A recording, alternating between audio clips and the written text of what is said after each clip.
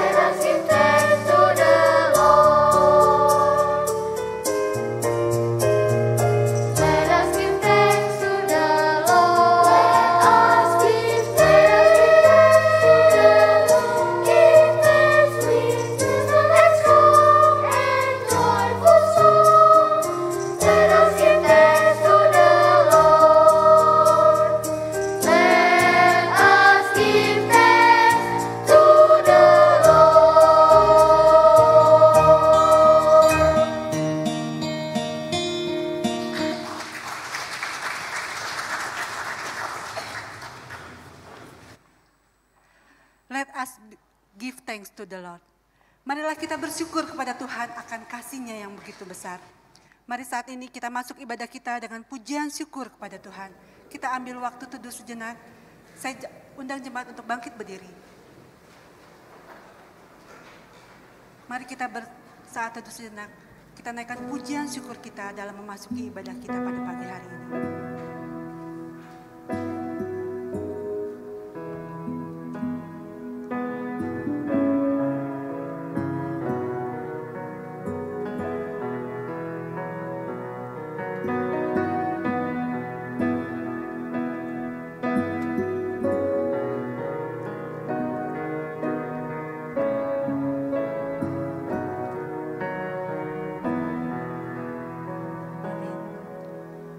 Mazmur 146 ayat 1 dan 2. Haleluya, pujilah Tuhan hai jiwaku.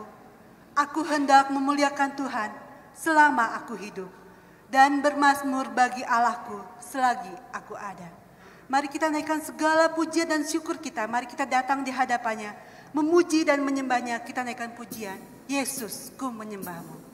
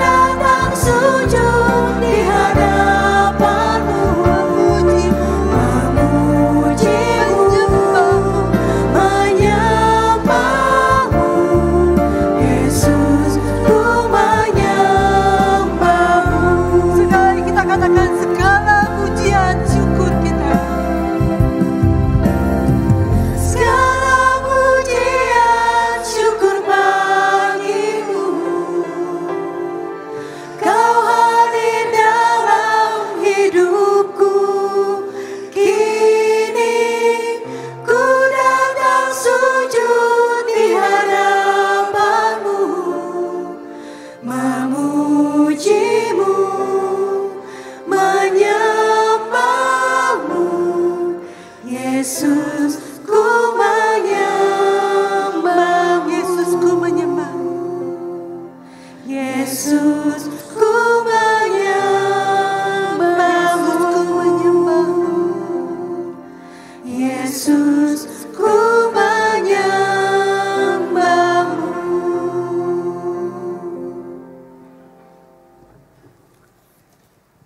Jemaat yang dikasihi Tuhan, mari kita merespons undangan Tuhan yang memanggil kita beribadah kepadanya dengan mengaku bahwa pertolongan kita adalah di dalam nama Tuhan yang menciptakan langit dan bumi, serta tetap setia memelihara umatnya untuk selama-lamanya.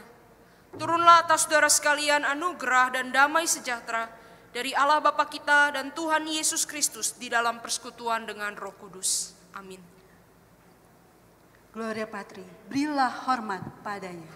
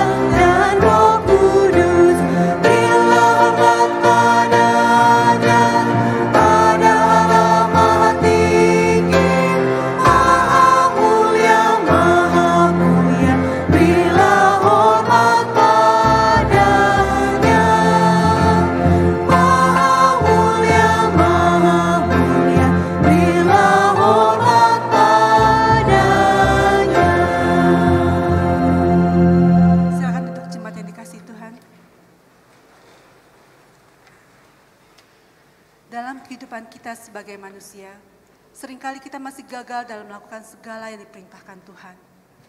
Melalui mulut kita, kita mengucapkan hal-hal yang mendukakan sesama, dan terlebih lagi mendukakan Tuhan.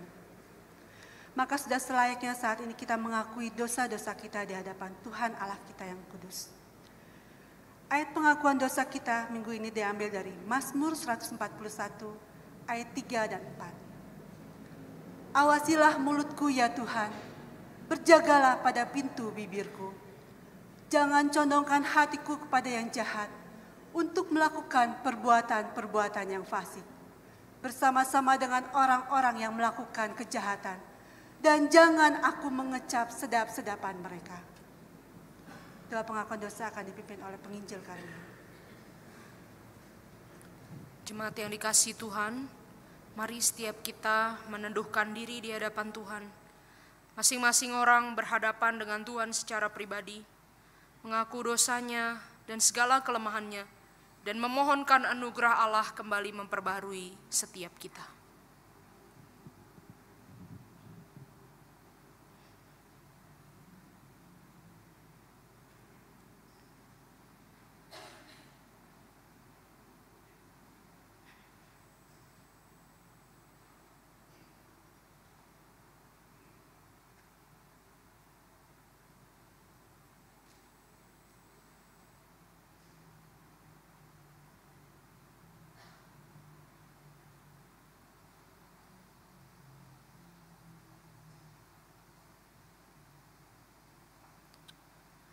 Seluruh kehidupan kami terbuka di hadapan Engkau ya Tuhan.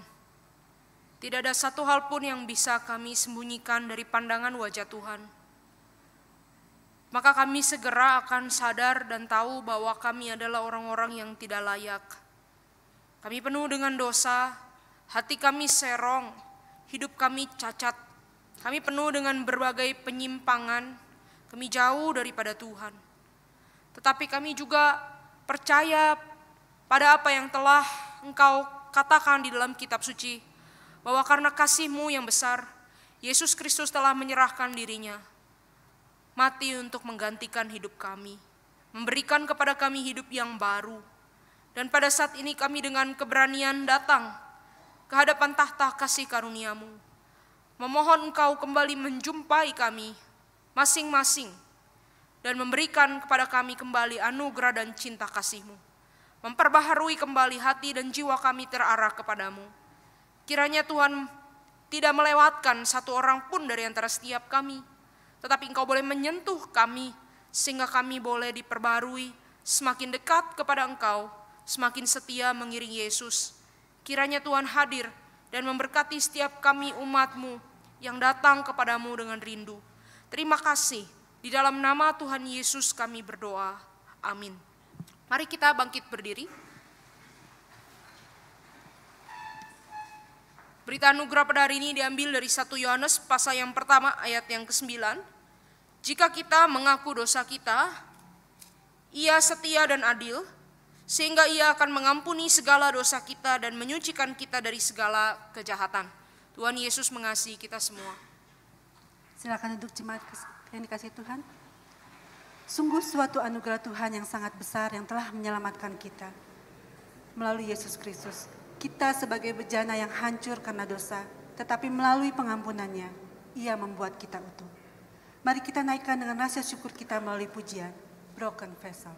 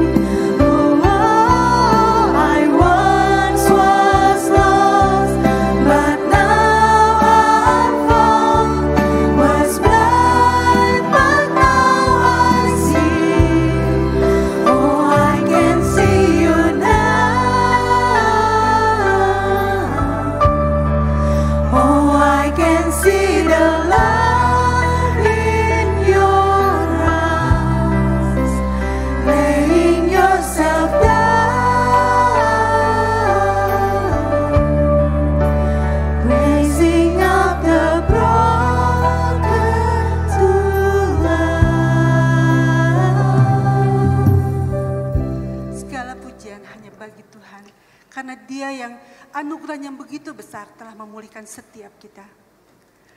Sebelum kita mendengarkan khotbah yang akan disampaikan oleh penginjil Karmia dengan tema harta dalam bejana, mari kita akan kembali sambut firman Tuhan yang akan kita dengar ini dengan menaikkan pujian, Bejanamu.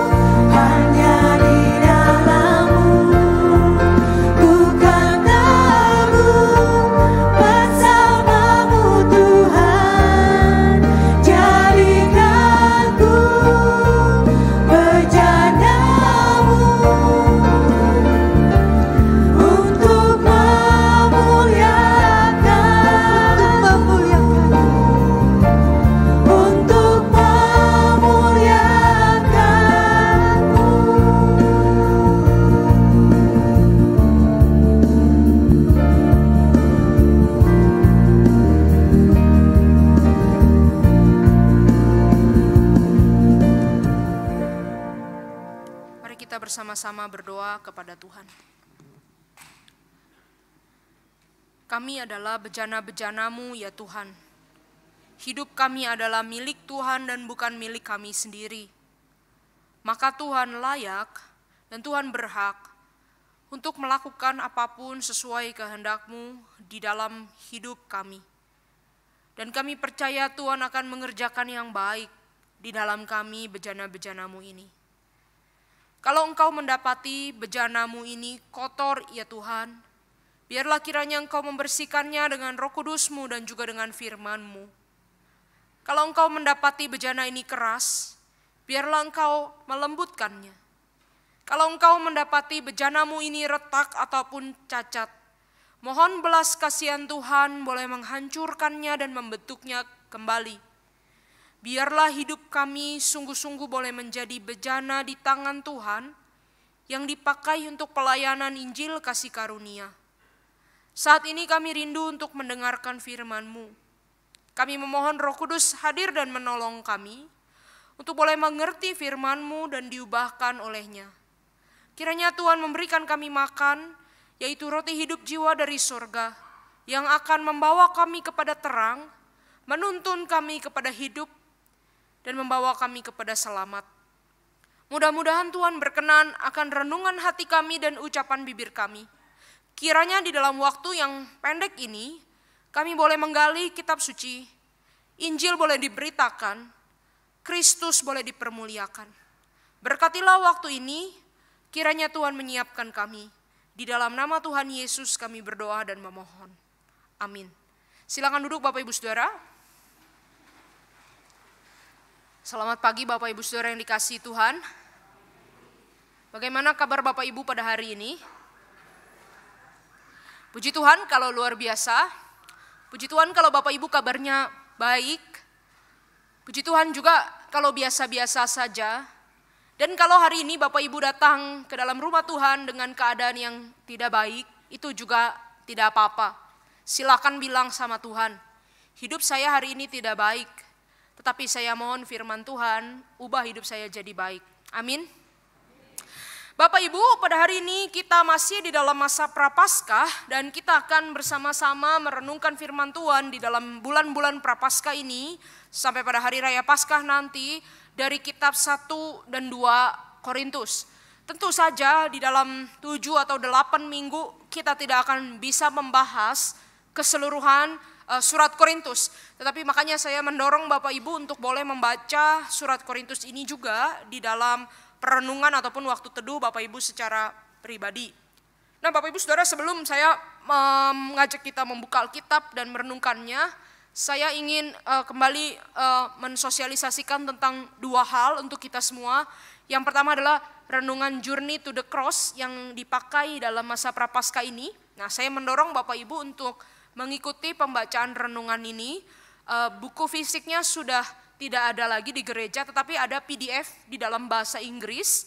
Dan juga kita bersyukur salah satu jemaat kita yang di KK Padalarang, Ibu Yeta, menolong kita untuk men-scan per hari dijadikan PDF. Jadi Bapak Ibu dalam bahasa Indonesia, dari buku dia scan seperti itu ya. Nah jadi Bapak Ibu boleh meminta PDF-nya kepada fasilitator kelompok kecil, kepada majelis, kepada tata usaha dan juga kepada hamba-hamba Tuhan. Ya, Bapak Ibu boleh minta dan Bapak Ibu boleh gunakan renungan ini untuk perjalanan rohani kita selama masa Prapaskah ini. Hari ini sudah masuk hari ke-12 ya. Boleh saya tahu seberapa banyak yang mengikuti pembacaan Journey to the Cross sampai hari ke-12 ini? Ya puji Tuhan ada beberapa ya. Jadi Bapak Ibu kalau mau dan belum punya bisa minta kepada gereja. Nanti akan diberikan PDF-nya. Kemudian yang kedua saya mau menyampaikan tentang Alkitab TB2 ya, terjemahan baru edisi kedua. Nah ini ada beberapa pertanyaan dari jemaat kepada kami hamba-hamba Tuhan dan juga majelis tentang Alkitab TB2 ya. Kenapa kok Alkitab terjemahannya diperbarui lagi? Dan apa yang harus kita lakukan nih dengan terjemahan yang baru ini dan terjemahan yang lama seperti itu ya. Nah Bapak Ibu, kita perlu tahu bahwa penerjemahan Alkitab itu adalah proses mengalihkan bahasa ya dari bahasa asli Alkitab. Kalau perjanjian lama itu bahasa Ibrani dan bahasa Aram, kalau perjanjian baru itu bahasa Yunani. Kemudian dialihkan bahasanya ke dalam berbagai bahasa lain sesuai dengan penerimanya. Ya, kalau kita pakai bahasa Indonesia, maka kita mendapatkan pengalihan bahasa ke dalam bahasa Indonesia. Nah, penerjemahan Alkitab ke dalam bahasa Indonesia itu pertama kali jadi itu tahun 1974. Dan itu adalah Alkitab terjemahan baru yang Bapak Ibu kita pakai ya sampai hari ini. Kalau di handphone juga itu Alkitab terjemahan baru 1974. Nah, tetapi tahun 2023 bulan Januari kemarin, Lembaga Alkitab Indonesia mengeluarkan satu lagi, yaitu terjemahan baru yang kedua. Nah, ini adalah versi apa? Ini adalah versi pengupdatean bahasa Indonesia yang dipakai dari versi TB1. Nah, jadi Bapak Ibu perlu paham bahwa bahasa itu kan terus berkembang, ya, evolving, ya. Nah, kalau kita pakai bahasa tahun 74, yaitu sekarang dalam bahasa Indonesianya sendiri ya Bapak Ibu, dalam bahasa Indonesianya sendiri, itu sudah ada pembaharuan. Misalnya kita sering dengar istilah KBBI ya, Kamus Besar Bahasa Indonesia. Apakah Bapak Ibu tahu KBBI yang terbaru itu tahun berapa? Edisi tahun berapa? Ada yang mungkin tahu? Tahun 2017 Bapak Ibu, itu KBBI yang terbaru. Dan kemudian ada yang disebut juga pedoman umum ejaan yang disempurnakan, ya kalau dulu tuh PUEBI ya, kalau sekarang PUEYD itu tahun 2022. Nah, tentu saja kaidah berbahasa ini dulu tahun 74 kan belum ada ya. Jadi bahasa Indonesianya sendiri mengalami pembaharuan dari segi tata bahasa, kosakata, istilah dan sebagainya. Nah, itu sebab Lembaga Alkitab Indonesia mau mencoba untuk mengikuti pembaharuan ini. Jadi Alkitab TB2 itu bukan koreksi karena TB1 sesat, nah, atau TB1 terjemahannya, teologinya salah, ya, doktrinnya salah, jadi harus dibikin Alkitab yang baru. Bukan, tetapi ini adalah versi pengupdatean bahasa. Perubahan-perubahan yang ada di dalamnya itu berkaitan dengan kosakata, tata bahasa, ejaan, penulisan, dan kata-kata yang terlalu kuno tahun 74 sekarang sudah tidak dimengerti lagi, itu kemudian dipermudah. Ya, salah satu contoh kalau Bapak Ibu baca kitab Amos misalnya, itu ada kata ipuh. Ipuh itu apa? Gak ada yang tahu ya. Nah, tetapi oleh TB2 dia beritahu kita racun pahit. Nah, jadi lebih sederhana seperti itu ya. Kalau baca Injil Matius, ada kata tidak ada orang yang menyalakan pelita lalu menyimpannya di bawah gantang. Gantang itu apa? Gak ada yang tahu. Tetapi TB2 menyederhanakan untuk kita. Gantang itu apa? Tempayan. Kenapa ada perubahan? Ya karena ini bahasa yang TB1 itu kuno, lebih kuno. Nah, yang ini sekarang bahasa yang lebih modern. Nah, jadi Bapak Ibu perlu paham dulu bahwa secara kualitas terjemahan itu tidak berubah. Ya, jadi TB1 juga itu diterjemahkan serius oleh para ahli, belajar teologi, sarjana-sarjana, dan bukan hanya satu orang, banyak sekali orang terlibat di dalam penerjemahan Alkitab. Jadi secara bobot kualitas penerjemahan, isi Alkitab, doktrin Alkitab itu tidak berubah. Teologi yang ada di dalam teks Alkitab tidak berubah. Tetapi yang berubah adalah apa? Bahasanya yang dipakai, ya, pembaharuan di dalam bahasa Indonesia itu sendiri. Nah, kita di dalam gereja sebagai institusi akan secara bertahap mengganti pemakaian teks-teks Alkitab di dalam khotbah, di dalam pembinaan. Kita akan beralih ke Alkitab TB2. Nah, tetapi apakah seluruh jemaat harus ganti Alkitab punya TB2? Nah, ini jawabannya iya dan tidak. Kalau Bapak Ibu masih punya banyak sekali Alkitab TB1 di rumah dan itu belum dipakai, Bapak Ibu mau kasihkan ke orang, silakan pakai. Tidak ada salahnya untuk tetap memakai TB1. Ya, tetapi kalau Bapak Ibu ingin mendapatkan Alkitab yang punya nuansa-nuansa yang lebih sederhana dan kekinian, lebih bisa kita mengerti bahasanya, Bapak Ibu juga boleh ganti ke TB2. Jadi kalau pertanyaannya harus beli atau tidak, terserah Bapak Ibu. Ya, boleh pakai TB1 enggak? Tetap boleh pakai. Yang penting Alkitab itu dibaca, direnungkan, dipahami dan dihidupi. Ya, sampai sejauh ini untuk sosialisasi Alkitab, nanti kalau misalnya Bapak Ibu masih ada yang kurang jelas, ada hal-hal yang kita perlu diskusikan atau Bapak Ibu mau tanyakan, ada video yang diupload di YouTube nanti, Bapak Ibu bisa lihat itu dan juga Bapak Ibu boleh berdiskusi dengan kami hamba Tuhan ataupun majelis dan nanti kami akan dengan senang hati untuk merespons ya. Nah, hari ini kita akan belajar satu bagian firman Tuhan dari 2 Korintus pasal 4. Mari kita membuka 2 Korintus pasal 4. Kita akan membaca 2 Korintus pasal 4 ayat 1 sampai 15. Judul perenungan kita pada hari ini adalah harta dalam bejana. Saya mengajak kita membaca secara bergantian 2 Korintus 4 ayat 1 sampai 15. Saya ayat 1, Bapak Ibu dan saudara-saudara ayat 2, begitu seterusnya sampai ayat 15. Silakan membaca Alkitab menurut versi yang ada pada Bapak Ibu, sementara saya akan memakai Alkitab TB2. Oleh rahmat Allah kami telah menerima pelayanan ini, karena itu kami tidak tawar hati.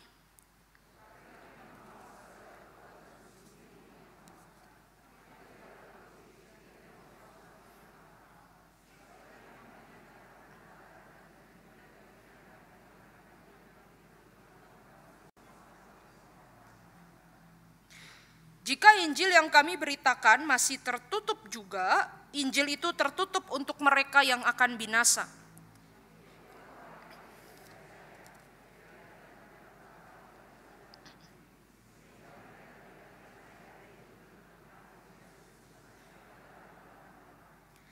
Sebab bukan diri kami yang kami beritakan, tetapi Yesus Kristus sebagai Tuhan, dan diri kami sebagai hamba-Mu karena kehendak Yesus.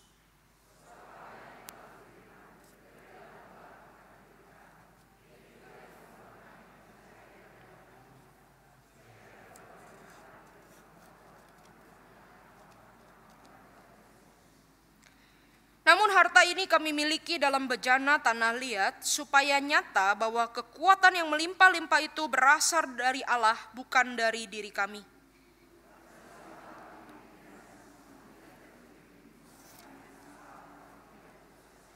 Kami dianiaya namun tidak ditinggalkan sendirian, kami dihempaskan namun tidak binasa.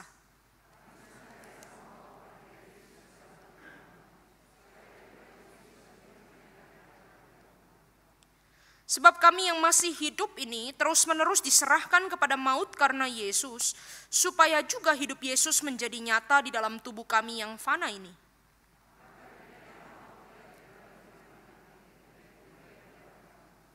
Namun karena kami memiliki roh iman yang sama, seperti ada tertulis, aku percaya sebab itu aku berbicara, kami juga percaya dan sebab itu kami juga berbicara.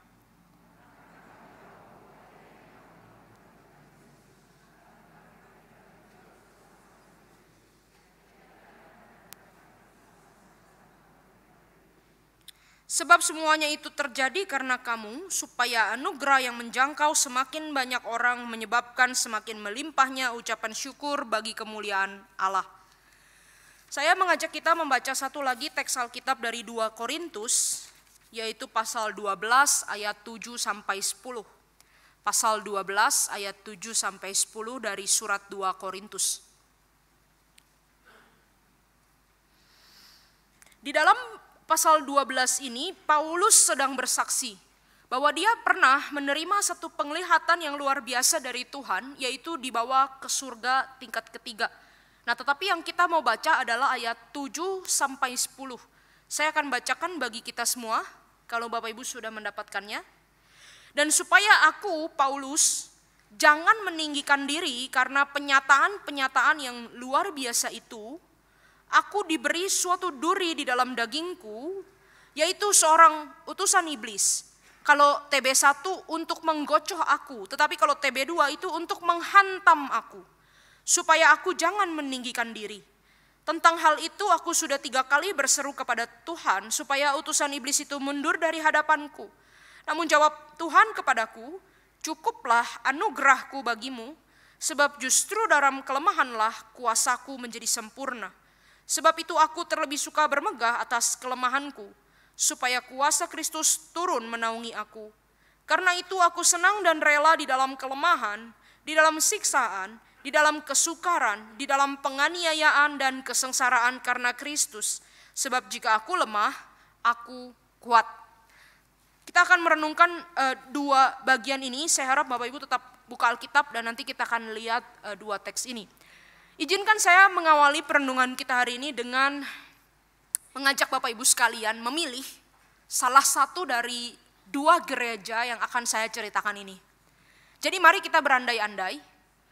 Kalau Anda dan saya adalah seorang Kristen baru yang sedang mencari gereja tetap untuk bergabung, atau kita berandai-andai, kali ini saja ya, saya izinkan Bapak Ibu berandai-andai, kita adalah orang yang sudah tidak betah di gereja Hosana dan ingin pindah ke gereja baru. Jadi boleh atestasi dalam bayangan ya, di dalam khotbah ini saja ya, andai-andai ya. Kira-kira dari antara dua gereja yang akan saya perkenalkan ini, Bapak Ibu dan Saudara akan pilih yang mana? Yang pertama adalah sebuah gereja baru yang dipimpin oleh seorang hamba Tuhan yang masih muda dan pandai sekali berkhotbah. Dia mampu mengajarkan ajaran-ajaran sulit dengan cara yang sederhana. Membumi mendarat, dekat dengan kehidupan sehari-hari, bahasanya enak sehingga kita itu mudah mengerti. Hamba Tuhan ini juga punya wawasan yang terbuka dan open-minded, cara pikirnya beda sekali dengan orang-orang kebanyakan pada umumnya. Khususnya dalam menanggapi aturan dan adat istiadat agamawi. Hamba Tuhan dari gereja ini yang pertama juga merangkul semua jenis orang. Mulai dari orang kaya, pejabat, orang berpendidikan, sampai para pengemis dan para pelacur. Akan tetapi gereja pertama ini Bapak Ibu, anggotanya yang tetap itu tampaknya tidak terlalu banyak. Yang lebih banyak itu adalah para pengunjung yang datang sesekali bergantian. Nanti dia kalau mau datang dia datang, kalau nggak mau, suka-sukanya. Kenapa orang-orang datang? Karena mau mendengar khotbah hamba Tuhan yang pemimpin gereja ini. Dan juga ingin mengikuti fenomena-fenomena yang terjadi di dalam gereja baru ini. Nah, gereja baru ini seringkali juga jadi pusat perhatian oleh gereja-gereja yang sudah ada sebelumnya di sekitarnya. Banyak orang yang berpikir, ini ajaran hamba Tuhan yang di gereja yang baru ini beda sekali dengan ajaran-ajaran yang sudah ada pada umumnya. Anti mainstream kalau bahasanya anak muda zaman sekarang. Tetapi di sisi lain orang-orang juga bertanya, ini benar apa sesat? Nah, jadi ini adalah gereja yang dibenci dan dicinta. Orang-orang pengen tahu, tetapi kalau disuruh terlibat orang-orang juga rada takut-takut. Karena ini tidak lazim. Nah, Bapak Ibu dan Saudara-saudara, anggota daripada gereja yang pertama ini kebanyakan berasal dari latar belakang sosial menengah ke bawah. Majelisnya ada 12 orang, tidak banyak anggota majelis yang lulus sarjana. Ketua majelisnya dikenal berprofesi sebagai tukang ikan. Anggota majelis yang lain ada yang mantan pegawai kantor pajak dan terkenal suka pungli. Ada satu anggota majelis yang dulu aktif di partai politik. Bendahara majelisnya itu adalah orang yang sangat pelit sekali, susah keluarin uang, tapi kata orang dia suka mengambil uang untuk kepentingan pribadi. Inisialnya YI, bukan MK, Bapak Ibu ya. Setelah khotbah dan kebaktian minggu, seringkali ada kelompok kecil untuk hamba Tuhan dan majelisnya. Untuk apa? Untuk mendiskusikan khotbah yang tadi atau fenomena-fenomena yang baru saja mereka alami. Nah, kalau kita nguping isi kelompok kecilnya itu apa, nah kita akan tahu kalau ternyata majelisnya ini sebenarnya nggak terlalu ngerti-ngerti amat dengan ajaran si hamba Tuhan pemimpin gereja itu. Mereka cenderung salah paham melulu. Bahkan mereka punya perdebatan yang tidak kunjung selesai di antara kemajelisan, yaitu memperdebatkan dari antara 12 ini siapa majelis favorit dan siapa yang seharusnya layak jadi ketua. Ini gereja yang pertama. Nah, gereja yang kedua Bapak Ibu juga dipimpin oleh hamba Tuhan yang pandai berkhotbah. Cara penafsiran Alkitabnya sangat berbeda daripada semua hamba Tuhan yang pernah ada. Ini lain daripada yang lain. Kemudian hamba Tuhannya juga pinter sekali, bukan hanya dalam hal khotbah, tetapi juga dalam hal ilmu pengetahuan dan teknologi. Ada orang yang melaporkan bahwa kalau kamu punya pertanyaan, datang kepada hamba Tuhan itu tanya, tidak ada pertanyaan yang gak bisa dijawab. Semua dia bisa jawab. Mungkin dia founder ChatGPT.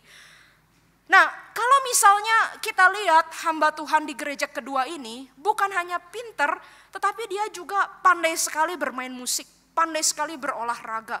Main sepak bola itu kuat 6 jam dan menang terus. Dan bisa merangkul berbagai kalangan, khususnya anak-anak muda. Gereja kedua ini, itu aktif dan cepat sekali menjaring mahasiswa di universitas-universitas kenamaan di kota itu. Dan namanya anak muda, kalau tahu bahwa teman-teman kampusnya ke satu gereja, maka cenderung yang lain pada ikut. Sehingga gereja ini kuat sekali, banyak anak mudanya, dan jaringannya itu cepat sekali meluas. Bukan hanya di kota itu, tetapi juga di kota-kota lain. 4 tahun ada alumni lulus, mereka pulang ke kota asal, mereka bikin gereja itu. Jadi jaringannya itu luas sekali Bapak Ibu. Dan secara khusus, banyak remaja putri dan juga para pemudi kagum dan dekat dengan hamba Tuhannya itu. Pengikut-pengikut gereja kedua ini sangat setia sama hamba Tuhannya. Bahkan banyak sekali anak muda rela putusin pacarnya demi ikut kata hamba Tuhannya ini. Nah, pengikutnya juga bukan hanya mahasiswa, tetapi mulai tersebar di berbagai profesi. Mulai dari guru sampai orang kunci di stasiun TV lokal, sampai penegak hukum, sampai pejabat pemerintahan.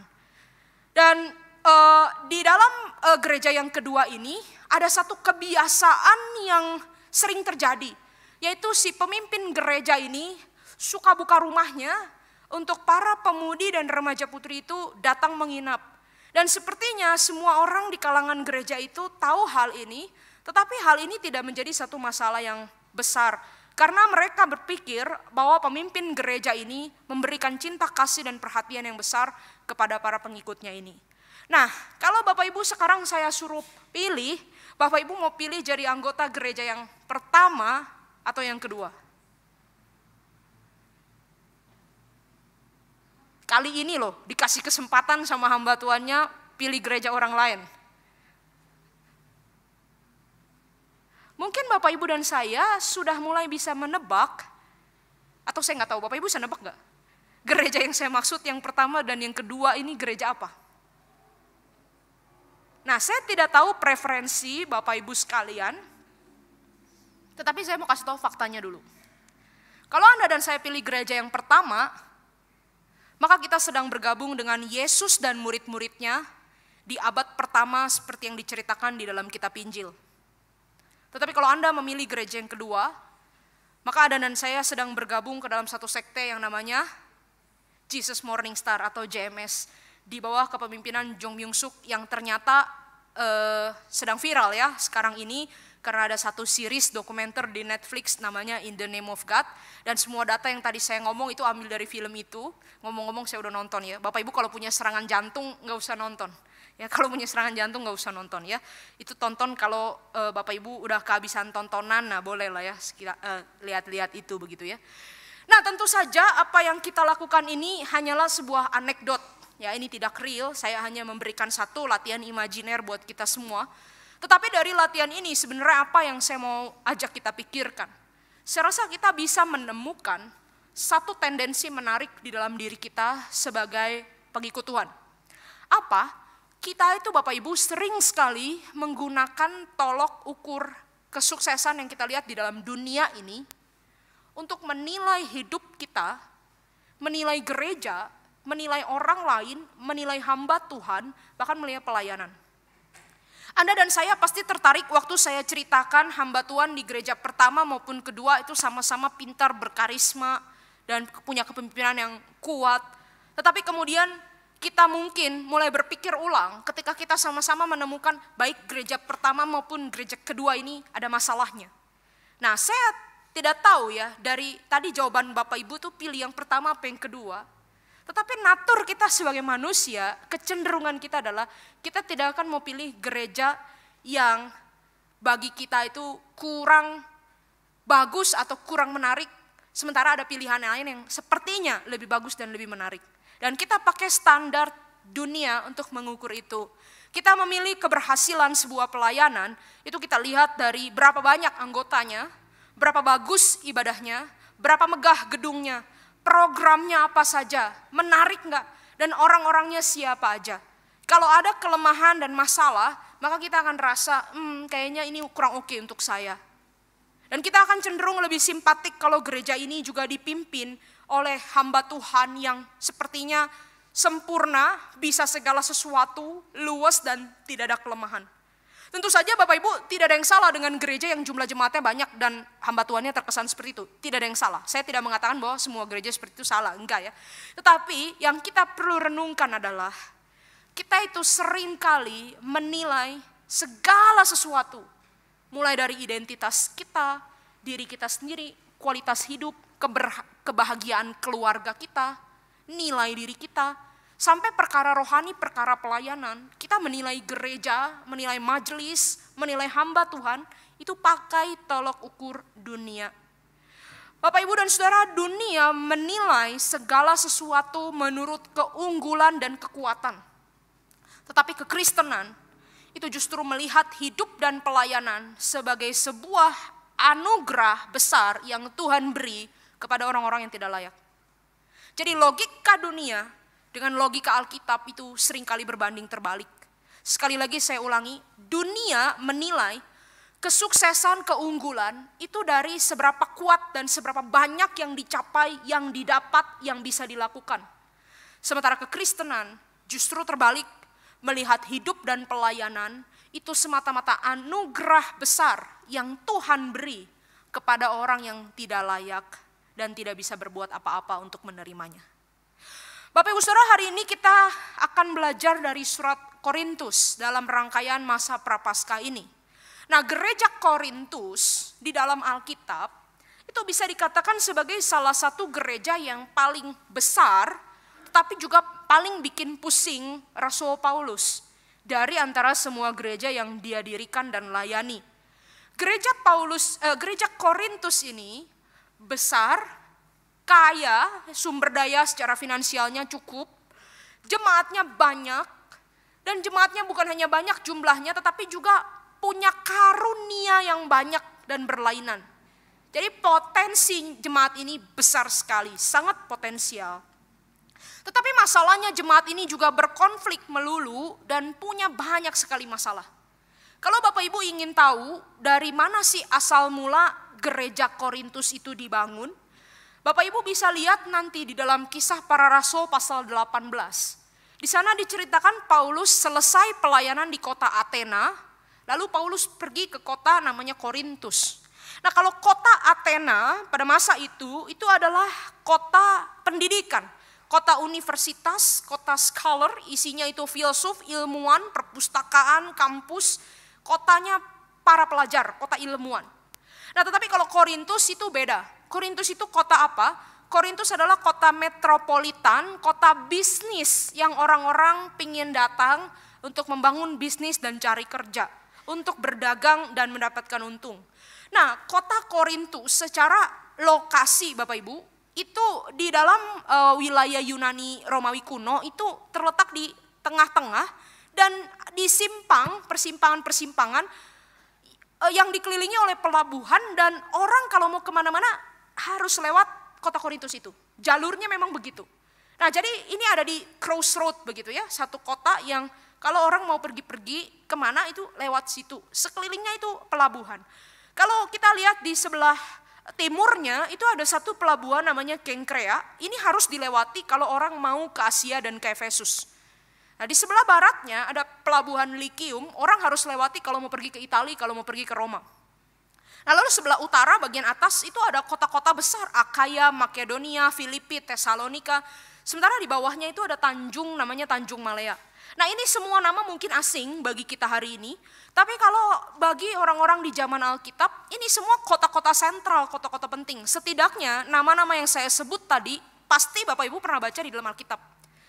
Nah, jadi dari segi lokasi, kita tahu bahwa Korintus ini kota yang sangat penting dan selalu ramai. Orang kalau mau buka toko, harus ada cabang di situ kalau mau kaya. Dan kota ini merupakan sentra bisnis, dan orang-orang datang untuk ketemu rekan bisnis di situ ya, untuk making a deal di situ ya. Semua orang datang ke Korintus untuk mengadu nasibnya. Dan kalau satu kota itu bisnisnya maju, dia metropolitan, pasti teknologinya canggih, transportasinya canggih, dan yang berkembang yang lain adalah culture. Salah satu culture misalnya ya yang berkembang itu pasti entertainment ya. Food, ya makanan, kuliner, kemudian juga hiburan. Ya kalau kita ketemu rekan bisnis, ada satu hal yang kita tidak bisa lakukan, yaitu apa? Makan, pasti ajak makan. Lalu setelah ajak makan, entertain. Nah, Bapak, Ibu, dan Saudara, maka di Korintus selain duit itu diputer, tetapi juga ada gaya hidup yang hancur-hancuran.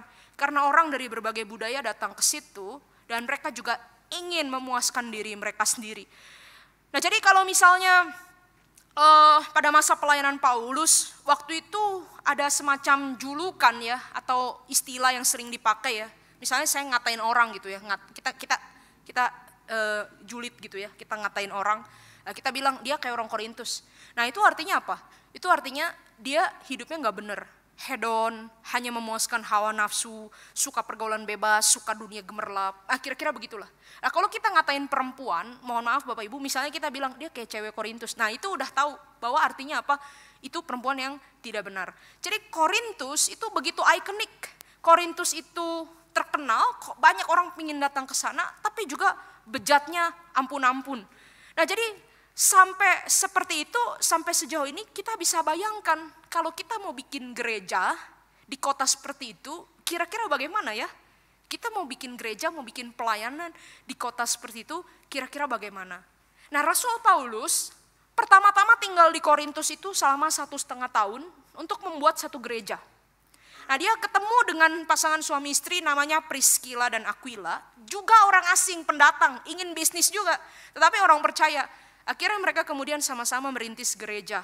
Nah, setelah 1,5 tahun berlalu, gereja Korintus akhirnya mandiri.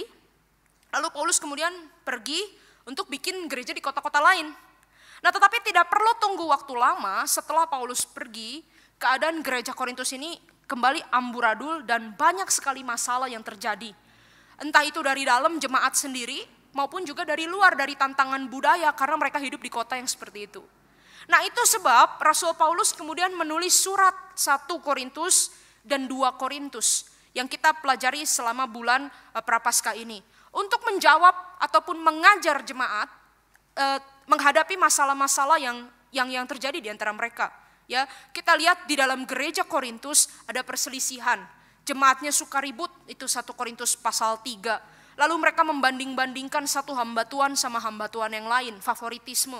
Aku suka Paulus, aku suka Apolos, aku suka Barnabas.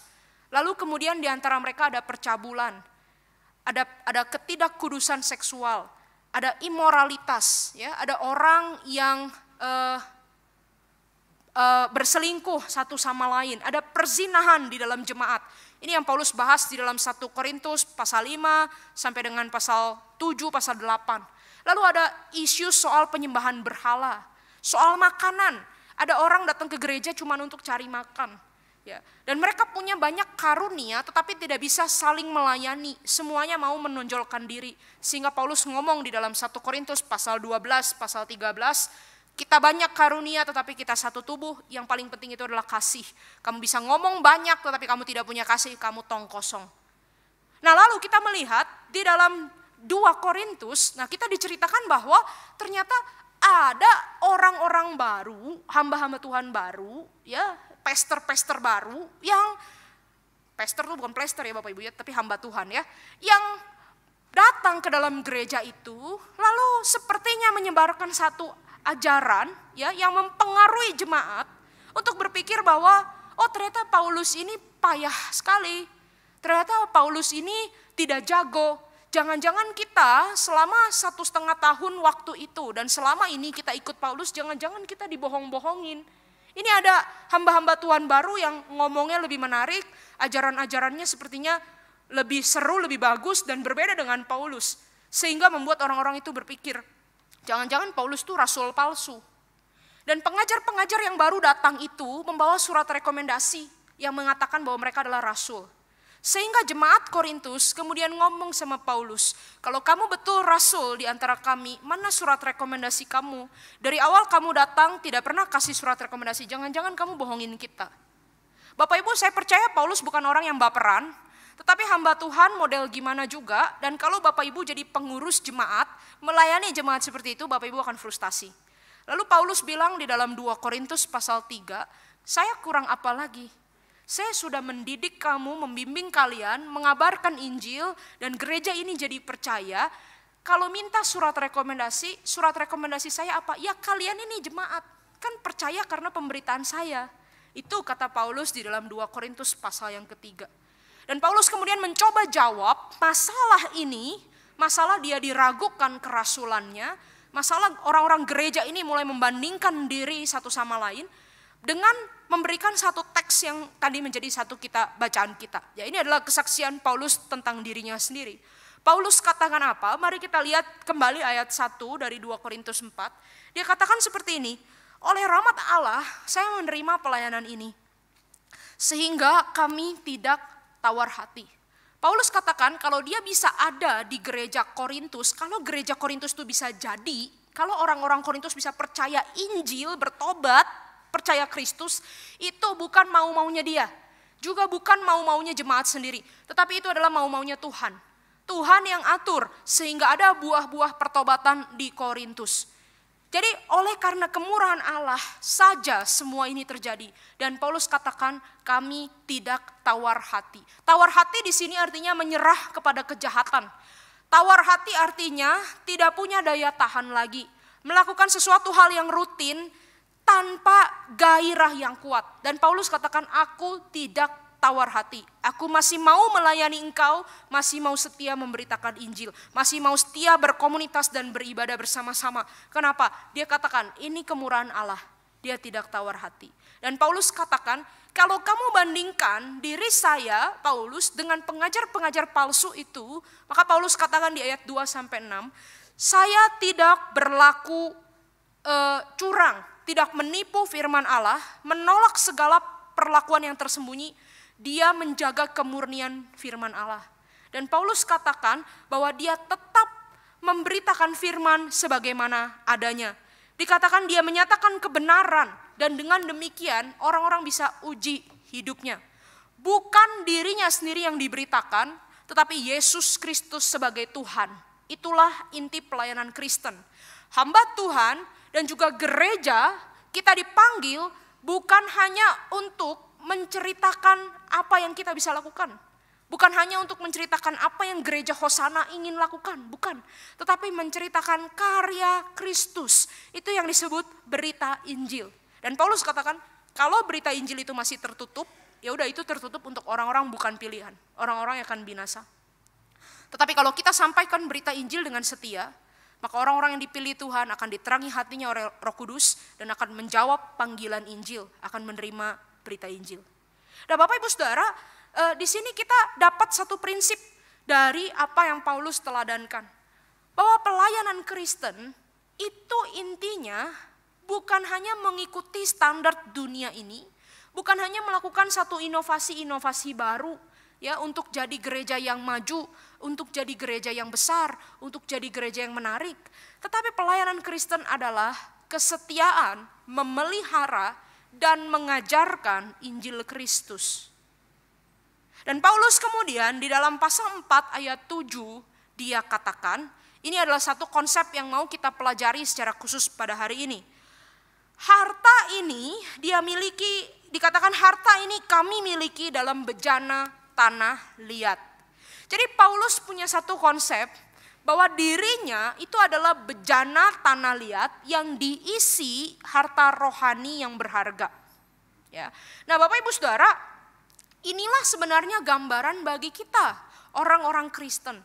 Dan sejarah gereja juga menceritakan bahwa gambaran harta dalam bejana atau bejana tanah liat yang diisikan harta berharga ini, itu adalah gambaran gereja. Gereja adalah bejana tanah liat di dunia yang diisi harta rohani yang berharga.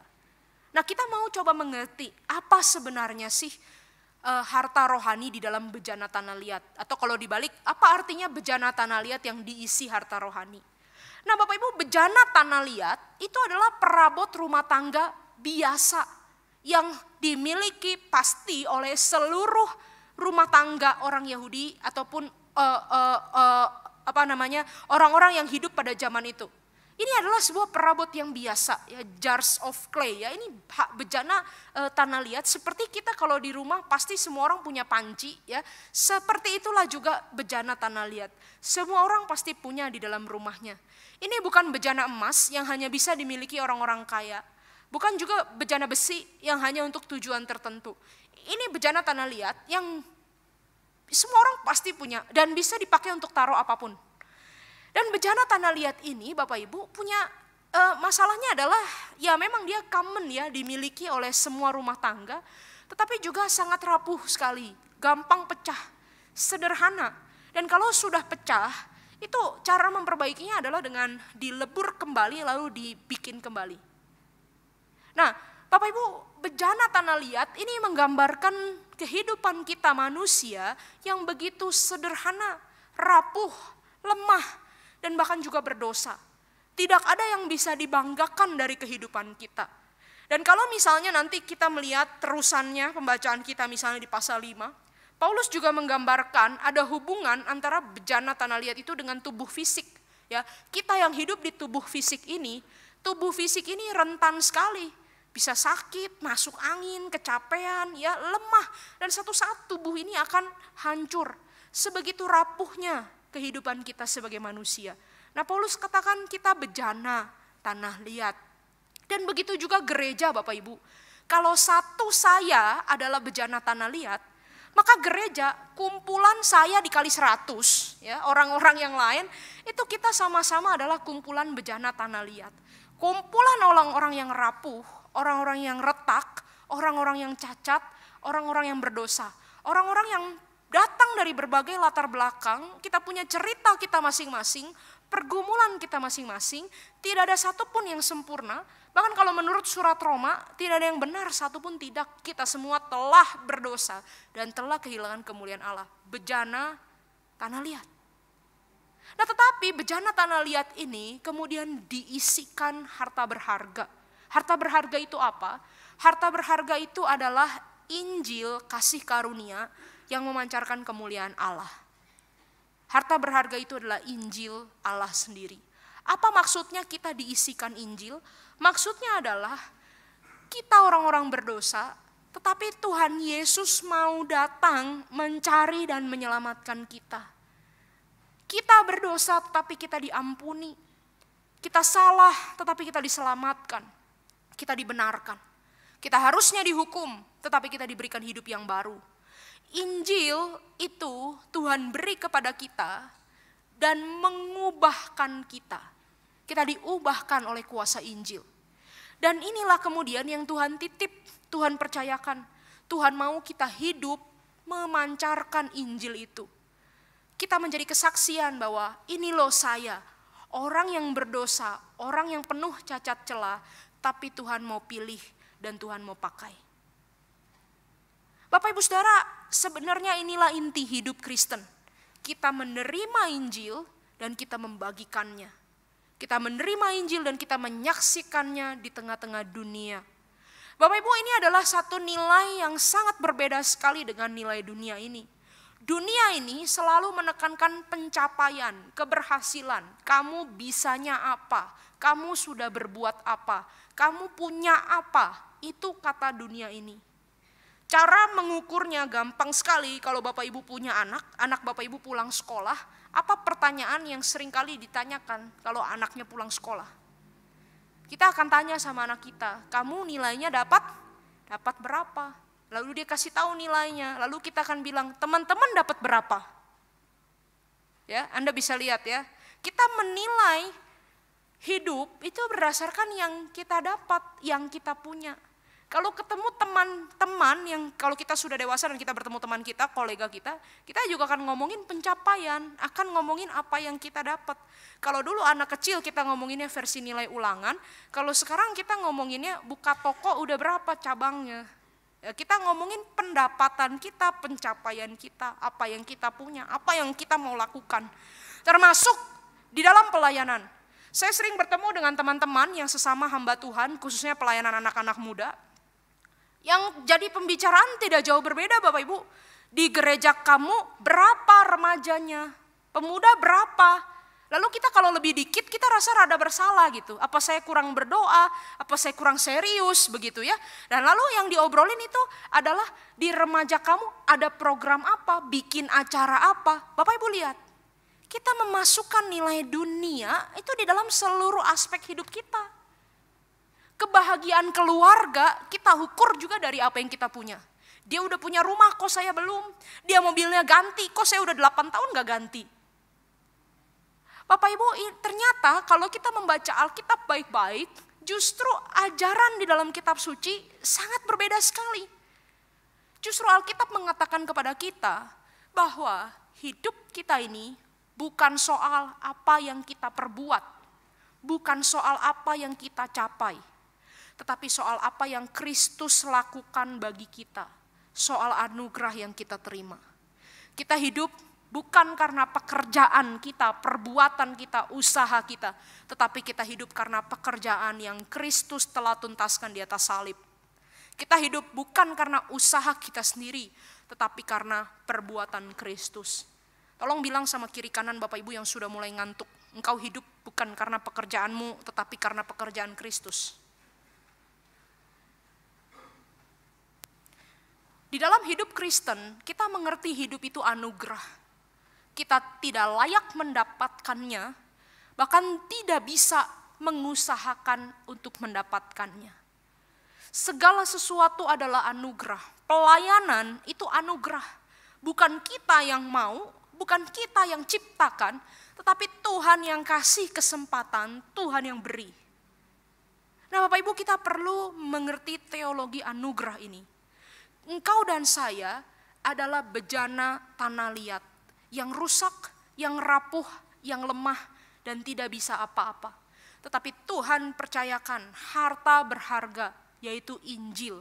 Betapa Yesus sudah mengasihi kita orang-orang berdosa dan memanggil kita untuk memancarkan cerita ini, cerita Injil. Inti daripada berita Injil, I am a great sinner, but Jesus Christ is a great Savior. Saya pendosa besar, tetapi Tuhan Yesus juru selamat yang mengampuni, memilih, mencari saya kembali, memberikan hidup yang baru, mengubah saya. Dan pelayanan, artinya apa pelayanan? Pelayanan itu adalah menceritakan kisah ini juga, mendisplay, menunjukkan kisah ini juga kepada orang-orang lain. 2 Korintus pasal 15 katakan bahwa Kristus telah mati untuk orang-orang berdosa, supaya mereka yang hidup itu tidak hidup lagi untuk dirinya sendiri, tetapi hidup bagi Allah. Kita bukan hidup buat diri kita sendiri lagi, tetapi kita hidup untuk melayani Tuhan dan melayani sesama. Kita menceritakan, saya sudah diampuni, saya sudah dikasihi, saya sudah diubah Tuhan Yesus, dan itu yang kita mau bagikan kepada orang-orang. Itulah pelayanan. Bapak Ibu, kehidupan kita semua adalah kehidupan harta rohani di dalam bejana tanah liat. Tuhan memilih dan memanggil kita orang-orang yang tidak layak untuk Dia percayakan berita Injil yang sangat berharga. Maka kita tidak bisa berbangga dan bermegah atas kekuatan kita, atas apa yang kita punya, atas apa yang kita mampu. Itu semua enggak ada Bapak Ibu. Tetapi yang ada adalah apa? Bahwa kita dalam segala keberdosaan, kelemahan, kecacatan, kehancuran, mau Tuhan pilih, mau Tuhan pakai. Nah sekarang bagaimana langkah praktis untuk kita bisa latihan ya menghidupi spiritualitas ini. Sadar bahwa saya adalah bejana tanah liat yang diisikan Tuhan harta berharga. Ada 4 hal praktis yang kita bisa latih di dalam hidup kita setiap hari. Yang pertama Bapak Ibu, beritakanlah, khotbahkanlah Injil kepada diri kita sendiri. Sampaikan Injil kepada diri kita sendiri. Maksudnya apa? Katakan Injil kepada diri kita sendiri artinya adalah kita terus-menerus mengingatkan diri kita. Saya orang berdosa tetapi diampuni. Saya rusak, saya mati binasa, tetapi dicari Tuhan dan diberi hidup yang baru. Nah ini beda sekali dengan teori-teori psikologi modern yang mungkin secara satu sisi, saya katakan ini tidak semua teori psikologi tetapi mungkin ada ya, yang menekankan positivitas di dalam nilai manusia. Yang mengatakan bahwa jangan fokus sama kelemahan kita, tetapi fokus saja sama kemampuan kita. Setiap orang itu unik, ada kemampuannya sendiri-sendiri. Kita fokus sama kekuatan kita, jangan lihat kelemahan kita. Tentu saja ini ada benarnya, tetapi ini tidak benar seluruhnya. Karena apa? Karena Bapak Ibu, Anda dan saya pada dasarnya bukan orang-orang yang baik. Kita adalah orang-orang yang rusak, bahkan jauh lebih rusak daripada yang kita bisa bayangkan. Tapi justru di dalam kerusakan itu, anugerah Tuhan menjadi besar dan menjadi nyata ketika kita dicarinya, ketika kita ditemukannya, ketika kita ditebusnya, diampuninya, dan diberikan hidup yang baru. Katakan Injil kepada diri kita sendiri. Saya orang berdosa, tetapi saya sudah diampuni. Saya orang yang rusak, tetapi saya dicintai oleh Tuhan. Betapa rusaknya saya sampai Yesus harus dihukum seperti itu. Tetapi juga betapa besarnya saya dicintai sampai dia rela mau mati untuk saya. Yang kedua Bapak Ibu, langkah praktis untuk kita mengerti bahwa kita adalah bejana tanah liat, ya, yang diisikan harta berharga. Jangan bandingkan gereja Anda dengan gereja orang lain. Karena kalau kita membandingkan gereja kita dengan gereja orang lain, itu kita sedang memakai standar dunia. Apalagi kalau kita membandingkan gereja kita dengan teori kesuksesan yang ada di dalam dunia. Nah, kalau Bapak Ibu mau membandingkan sebuah gereja, apakah gereja itu lurus atau tidak, apakah gereja itu sehat atau tidak, pembandingnya apa? Pembandingnya adalah kitab suci. Baca kisah-kisah gereja di dalam kitab suci dan Bapak Ibu akan menemukan gereja Korintus yang seperti ini, dan nanti gereja Filipi yang ada masalah lain, gereja Efesus yang ada masalah lain, gereja Tesalonika yang ada masalah lain, tapi semuanya itu dipakai Allah menjadi tubuh Kristus di dunia. Dan bandingkan gereja kita dengan perjalanan panjang sejarah gereja, sejarah kekristenan. Dari abad pertama mula-mula para murid dan Yesus Kristus menjadi gereja sampai hari ini tahun 2022. Itu baru fair. Kalau Bapak Ibu mau membandingkan gereja, apakah gereja ini lurus, apakah gereja ini sehat, bandingkan dengan kitab suci dan pengalaman sejarah gereja. Di dalam sejarah gereja ada cerita banyak sekte, ada sejarah banyak bidat, dan itu bisa menjadi pembanding bukan? Apakah kita ada di jalur yang benar atau tidak? Kita bisa mengambil kekayaan dari sejarah gereja. Nah kemudian Bapak Ibu, yang ketiga Bapak Ibu, langkah praktis. Kalau Anda dan saya ingin menghidupi spiritualitas bahwa kita ini adalah bejana yang diisi oleh harta berharga, apa yang harus kita lakukan?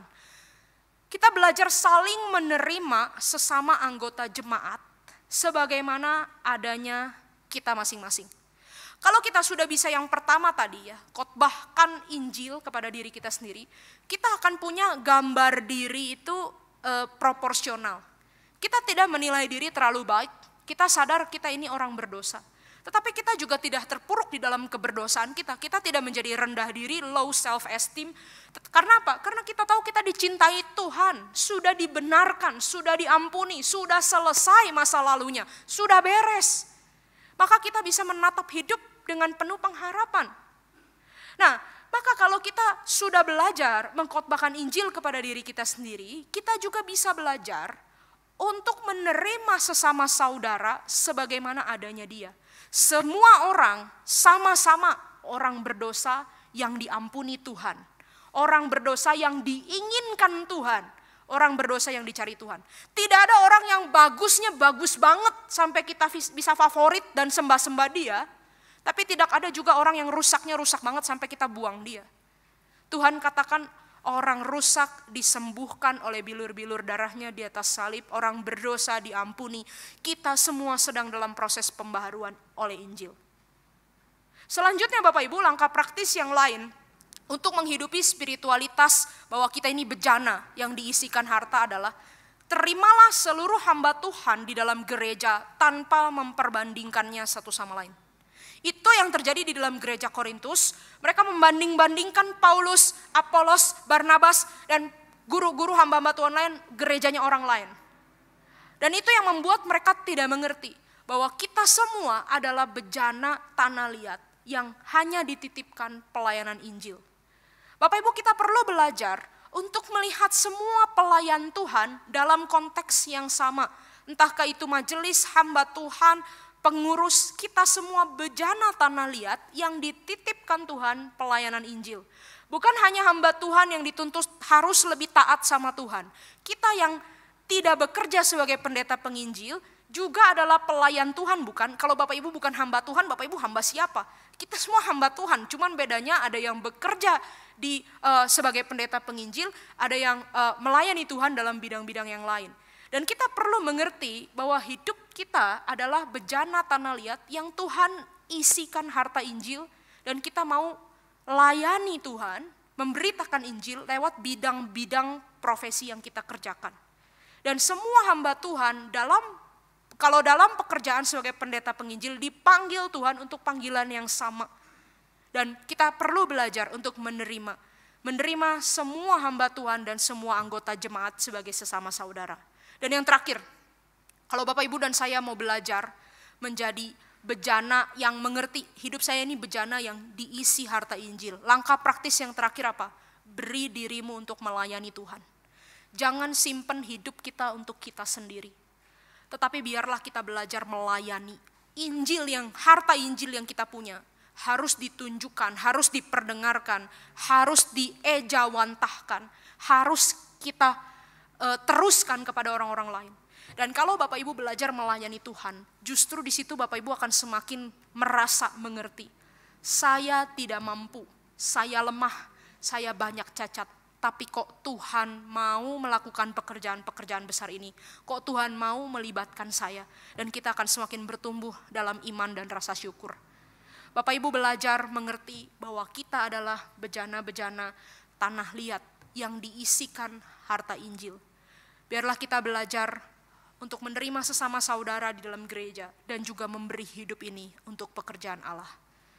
Saya tidak ingin mengajak Anda dan saya menjadi gereja yang pertama tadi atau gereja yang kedua. Tetapi biarlah kita menjadi gereja yang menyadari bahwa kita adalah kumpulan bejana tanah liat yang diisi harta Injil. Mari kita sama-sama renungkan kebenaran ini, kita tunduk kepala di hadapan Tuhan. Saya tidak tahu bagaimana perjalanan hidup, perjalanan rohani, perjalanan pelayanan, dan juga perjalanan bergereja Bapak Ibu. Tetapi saya rindu kita sama-sama merenungkan bahwa kita adalah manusia yang rapuh dan lemah. Gereja adalah kumpulan orang-orang berdosa yang rapuh dan lemah. Tetapi sama-sama ditebus oleh Tuhan, dikuduskan untuk maksud yang mulia. Dan hari ini Tuhan mengatakan Dia mau memakai kita untuk menjadi pelayan harta Injil. Maukah kita menyerahkan hidup kita?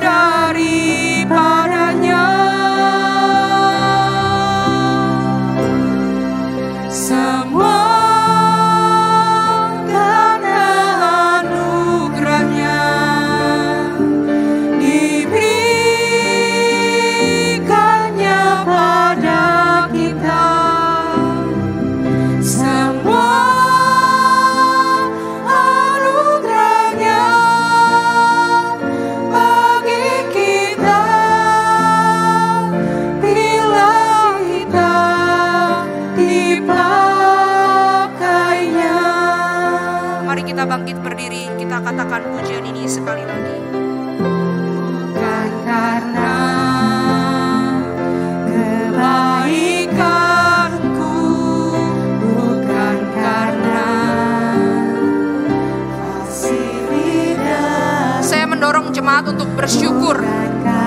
atas anugerah yang Tuhan beri bagi kita yang tidak layak ini.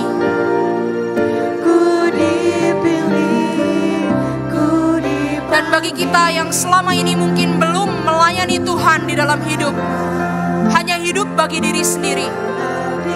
Hari ini berikanlah dirimu dipakai oleh Allah agar harta Injil itu bisa disebarluaskan.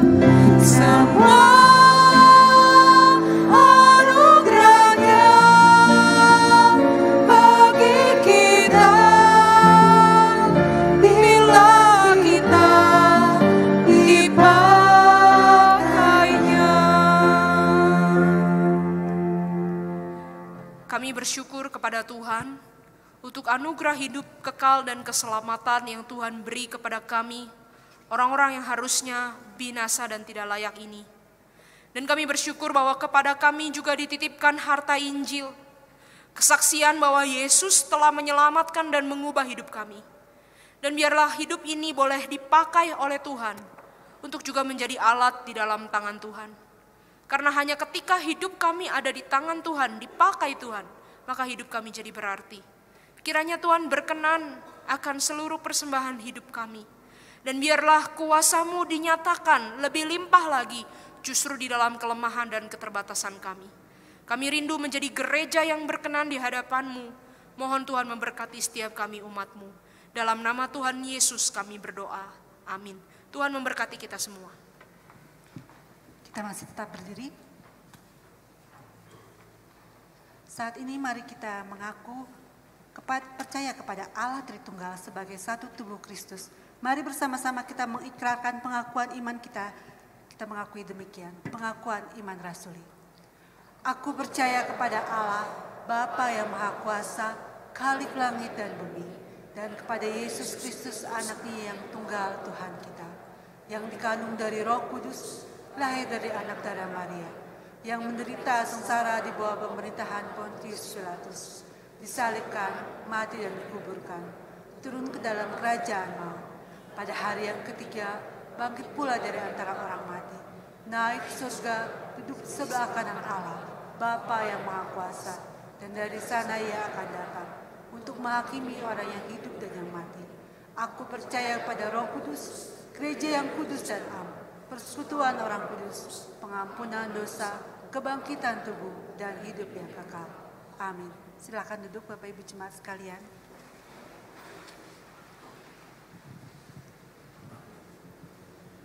Kita bersyukur untuk khotbah yang telah disampaikan.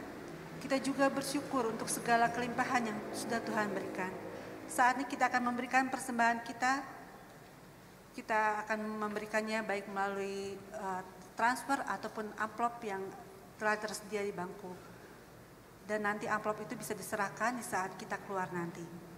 Kita akan menaikkan pujian syukur kita. Dengan sukacita kita nyatakan, limpahlah pialamu.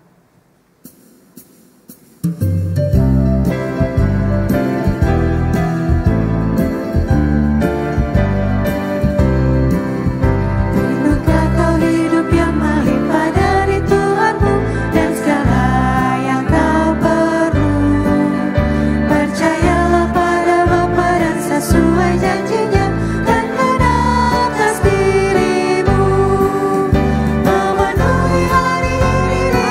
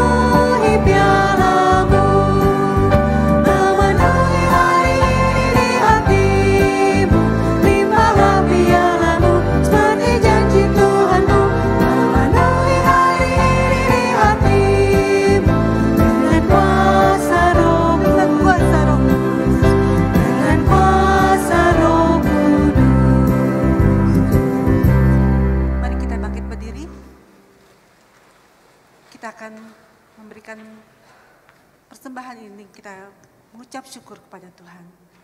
Ya Allah Bapa yang Maha Kudus, sungguh Tuhan kami bersyukur Tuhan akan segala anugerah-Mu yang begitu besar. Pemeliharaanmu dalam setiap kehidupan kami sehari-hari, di mana Tuhan, tangan kasih-Mu yang senantiasa memimpin kehidupan kami.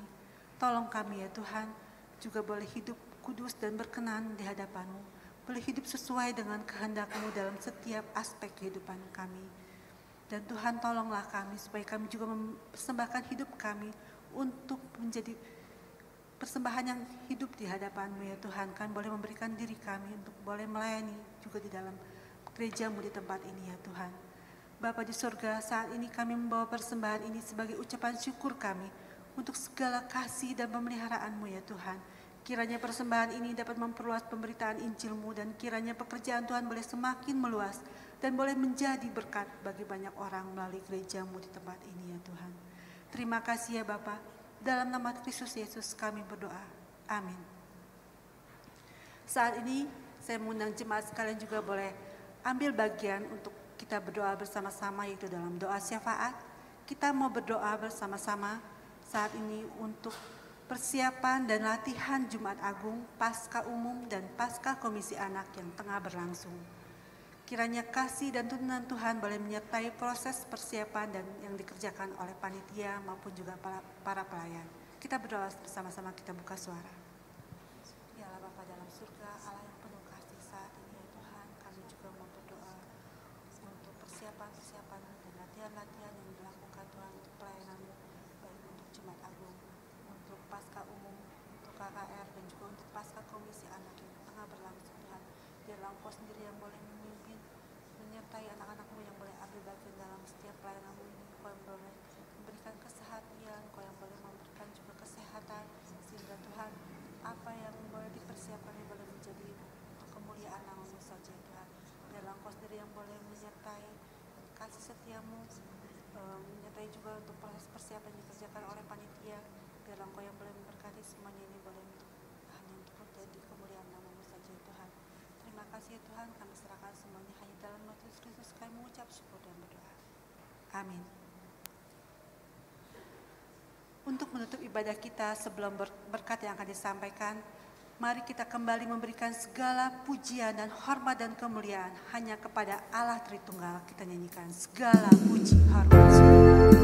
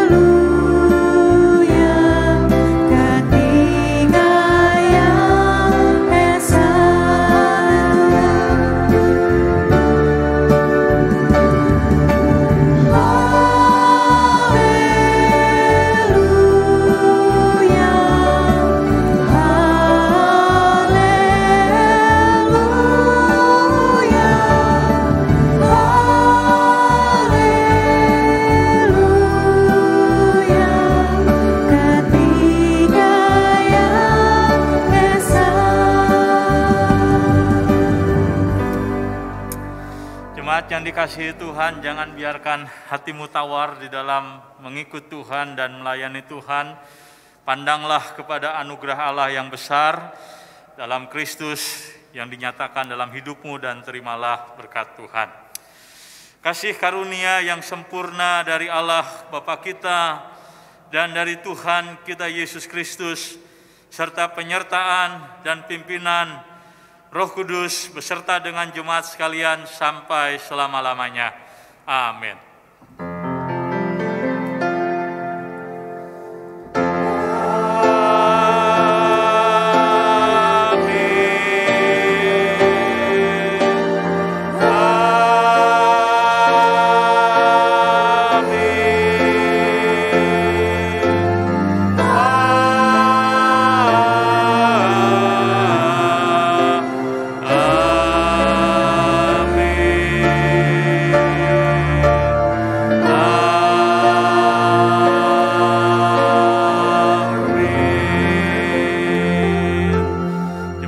Silakan duduk, silakan ambil waktu bersatu teduh, mengucap syukur kepada Tuhan, dan Tuhan memberkati jemaat sekalian.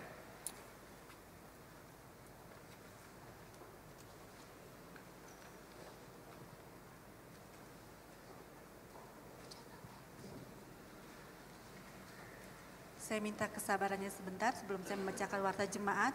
Saya akan membacakan 4 warta, namun sebelumnya apakah ada yang baru pertama kali hadir di tempat ini boleh bangkit berdiri? Supaya kita bisa menyambutnya bersama-sama. Apakah ada yang baru pertama kali hadir? Ada? Baik, kalau tidak ada. Yang pertama adalah berita pemberkatan pernikahan. Segenap hamba Tuhan, majelis dan jemaat GKM Hosana mengucapkan selamat menempuh hidup baru kepada Saudara Valentinus Sabar Parulian Sibarani dengan Saudari Olivia Putri Purnama yang telah melangsungkan pemberkatan nikah pada hari Sabtu 4 Februari 2023 di GPIB Maranatha Bandung. Dan pada hari Sabtu ini tanggal 18 Maret pukul 11 akan dilangsungkan pemberkatan pernikahan yang dilayani oleh Pendeta Chandra Gunawan antara Saudara Hans Pratama Cahyadi, putra tunggal dari Tuan Yadi Cahidi dan Nyonya Lili Aulia dengan Saudari Friska Yuli Putri Pertama, anak kedua dari Tuan Maner Tampu Bolon dan Nyonya Mahda Silitonga. Lalu yang kedua adalah renovasi aula ibadah remaja dan pemuda. Untuk memenuhi kebutuhan kaum muda Hosana akan tempat beribadah dan komunitas, maka dalam anugerah Tuhan, gereja merenovasi ruangan aula lantai 3. Saat ini proses renovasi tengah berlangsung, dimulai dengan pembongkaran bangunan lama.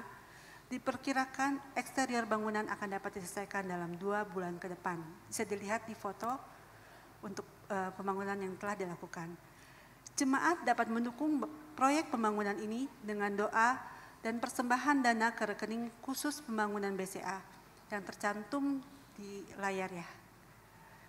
Oke, yang ketiga adalah jadwal kebaktian dan gladi bersih KKR Jumat Agung dan Paskah. Dalam rangka memperingati kematian dan kebangkitan Tuhan Yesus, berikut adalah jadwal rangkaian kebaktian dan gladi bersih. Yang pertama adalah KKR pada hari Minggu tanggal 26 Maret 2023 di KU1, KU2, dan KU3.